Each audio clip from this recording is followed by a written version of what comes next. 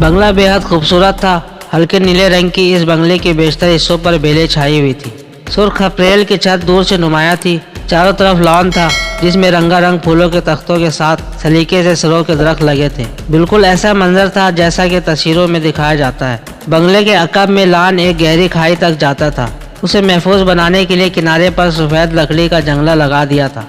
दाएं बाएं और सामने से बंगले को 5 फीट ऊंची सफ़ेद पत्थरों से बनी दीवार ने घेर रखा था। प्यारे दोस्तों, कुछ कम नस्ल लोगों ने फहश, घटिया और गंदी कहानियां सुना कर लाखों कम नस्ल सब्सक्राइबर जमा कर रखे हैं, लेकिन मेरा यकीन है कि अभी आप जैसे नेक लोगों की कमी नहीं। लिहाजा मेरे चैनल को सब्सक्राइब करें और साथ बेल का बटन भी दबा दें ताकि मेरी कोई वीडियो आपसे मिस ना हो और मैं आपके लिए म्यारी कहानियाँ ला सकूँ। आपकी मोहब्बतों का शुक्रिया। जिस वादी में यह बंगला था, इसे 3 अतराफ से बुलंद बर्फपोश पहाड़ों ने घेर रखा था। वादी का वस्ती हिस्सा किसी कदर हमवार था, जहाँ खेतों में गंदुम और मकई की काश्त की जाती थी। बहार का मौसम था और हर तरफ रंग थे। हवा खुशबुओं से बोझल थी। ये ऐसी फिजा थी कि मुर्दा भी जी उठे। लेकिन मेरे अंदर की मायूसी थी कि दूर होने का नाम ही नहीं ले रही थी। बार बार काजल की अश्क बहाती आंखें सामने आ जाती। उसकी सिसकियां कानों में गूंजने लगती थी। मत जाओ यूसुफ, मुझे छोड़कर मत जाओ। जमशेद अली ने निहायत खामोशी से सारा काम किया था। एक स्कूल में मेरा दाखिला हो चुका था। एबटाबाद का बंगला रिफर्निश किया जा चुका था और रवानगी के लिए एयर टिकट्स भी आ चुके थे। मेरा इरादा था कि जाने से 1-2 दिन पहले काजल को बता दूंगा, लेकिन इससे पहले ही इसे मालूम हो गया। कैसे, मैं नहीं जानता। मुमकिन है इसे हमारे मामूलात में तब्दीली का एहसास हो गया हो। मैंने स्कूल जाना तर्क कर दिया था। माँ पारा रवानगी के लिए शॉपिंग कर रही थी और सबसे ज़्यादा खुश हसन अली था।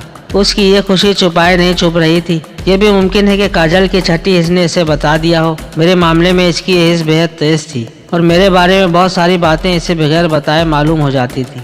एक बार मैं स्टडी कर रहा था, मुझे चाय की तलब महसूस हुई। मैंने इंटरकॉम पर किचन से राब्ता कायम करना चाहा, लेकिन राब्ता ना हो सका। न जाने साइट खराब था या किचन में ही कोई नहीं था। मैं झिल्ला गया। चाय के लिए पूरा नीचे जाकर कहो। मैंने चाय पीने का इरादा तर्क कर दिया। कुछ देर बाद देखा तो काजल ट्रे में चाय लिए चली आ रही थी। अरे, तुम्हें कैसे पता चला कि मुझे चाय की तलब हो रही है? बस मालूम हो गया। उसने मासूमियत से अपने चेहरे पर आने वाले बाल हटाए। मैं टीवी देख रही थी, मुझे ख्याल आया तुम्हारे लिए चाय बनाऊं। तुम पढ़ रहे हो ना? Thank you dear. मैंने इसे प्यार किया तो खुशी से खिल उठी थी, लेकिन इस वक्त जब वो मेरे कमरे में दाखिल हुई तो उसकी आंखों में आंसू भरे हुए और चेहरा सता हुआ था। मैं साथ ले जाने वाले स्वेटर्स और गर्म कोट बड़े सूटकेस में रख रहा था। उसे देखकर मैंने बौखला कर सूटकेस बंद कर दिया। काजल, क्या तुम रो रही हो? मत बात करो मुझसे, उसने कहा। तुम 1 नंबर के झूठे और कमीने हो। इतने बड़े इल्जामात किस खुशी में? तुम पहले से जा रहे हो और मुझे बताया तक नहीं। वो फट पड़ी थी।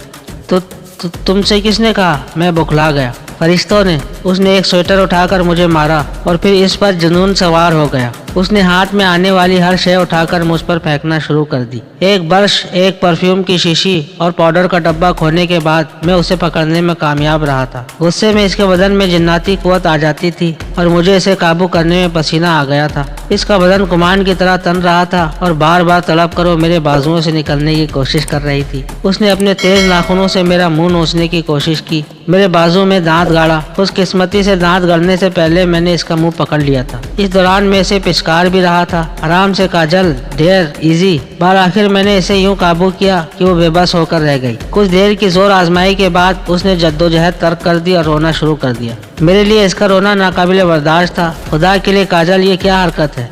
तुम क्यों जा रहे हो? वो रोते हुए बोली। पढ़ने के लिए, मैंने उसे समझाया। यहाँ पर भी तुम पढ़ रहे हो? उसने कहा। छोड़ो मुझे। मैं नरम ग्रेप्स और चिकने साबुन की तरह फिसल गई थी। आज़ाद होती वो खिड़की की तरफ लपकी। मैं जरा पीछे था। मुझे उसका इरादा भापने में कोई दुश्वारी पेश नहीं आई। दौड़कर पकड़ने का वक्त नहीं था। मैंने दस्त लगाई और नरम कालीन पर गिरते गिरते इसकी टांग मेरे हाथ में आ गई थी। वो भी धड़ाम से गिरी थी। मैंने उसके टखने पर ग्रिप मजबूत करते हुए उसे पीछे खींच लिया। उसने तड़प कर दूसरी लात चलाई जो मेरे पेट में लगी थी। उसका टखना मेरे हाथ से निकल गया था। दर्द ने एक लम्हे को मुझे शिल कर दिया था। काजल ने उठकर भागना चाहा, मगर उसकी शलवार का पैंचा उलझा और वो फिर गिर गई। मेरे लिए इतनी मोहलत काफी थी। मैंने उसे छाप लिया। वो मछली की तरह तड़प रही थी। उसका दिमाग दुरुस्त करने का एक तरीका तो ये था कि इसे 2-4 कसकर थप्पड़ रसीद किए जाएं। इम्कान था कि इसका उबाल बैठ जाएगा। दूसरा तरीका ज्यादा मौसर था और अक्सर जिद्दी ख्वातीन के मामले में मौसर पाया है। बकिया कहानी अगले हिस्से में मुलाहिजा फरमाएं। इस वीडियो को लाइक करें, चैनल को सब्सक्राइब करें और साथ साथ घंटी का बटन भी दबा दें। आपके ताउन का शुक्रिया।